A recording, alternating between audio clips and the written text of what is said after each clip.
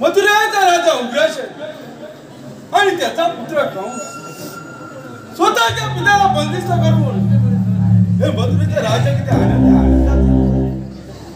daddy मनी आठवा नंदाच्या काट्याला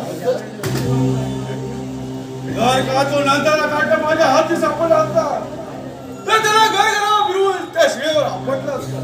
पण तो सापडतो तरी कसा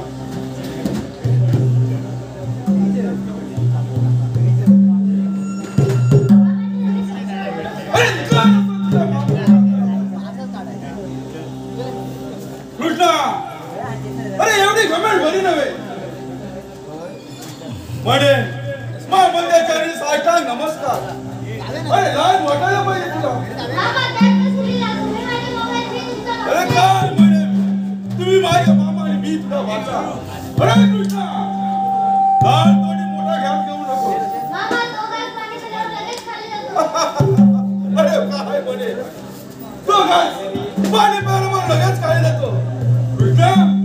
एवढी जर तुला घमेंड असेल तर स्वीकार युद्धात जावं